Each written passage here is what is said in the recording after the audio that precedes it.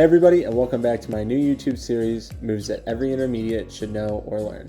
For episode number 13 and today's focus, we have the move corkscrews. Corkscrews are a great as well as easy way to break out into horizontal spinning. The corkscrew move has tons of variations that can come from it, but today we're going to go over just the basic foundations and how to apply it in different ways across our body.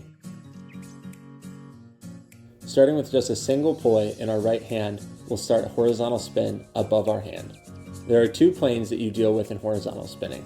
Above the hand, which is the ceiling plane, and below the hand, which is the floor plane. A corkscrew is the constant switching between the floor and the ceiling plane without any beats in between, matched up with the other hand as well. We could call this a 2-beat weave the same way we would if it were in a vertical plane on our wall plane or in our wheel plane.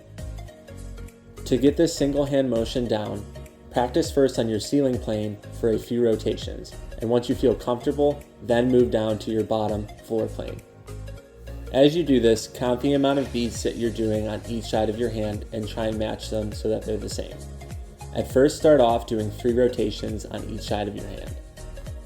Once you feel comfortable with 3 beats on either side of your wrist, both on floor and ceiling plane, you can then start to lower the beats on each side.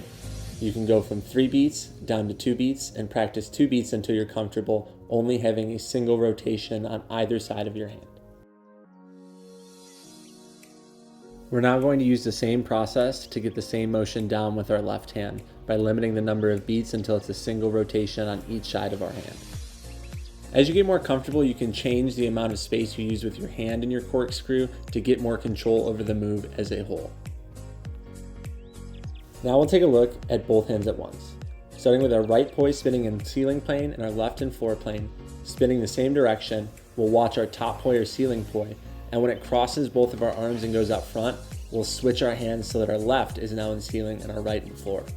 Once again, we watch for it to cross over both our arms and come out front, and when our left hand does, we'll switch back to our home position we started in.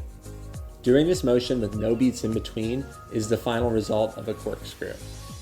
In order to get to this final result, we can use the same system of holding on each side for 3 beats and then switching to the other side.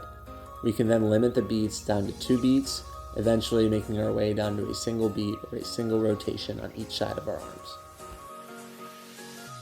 Once you've got a pretty comfortable corkscrew going in front of your body with static hands, you can start to lower and lift your hands back and forth with each changing of sides and planes in the corkscrew. You can then take this up and down motion and move it in different ways around your body. Feel free to explore, even spin or pirouette through this motion in order to find different ways to utilize it. Okay everybody, that sums up today's episode of Moves That Every Intermediate Should Know or Learn. If you have any questions, feel free to leave them in the comments below. Otherwise, my name is Connor. This has been a Full on Fire tutorial, and I'll catch you next time.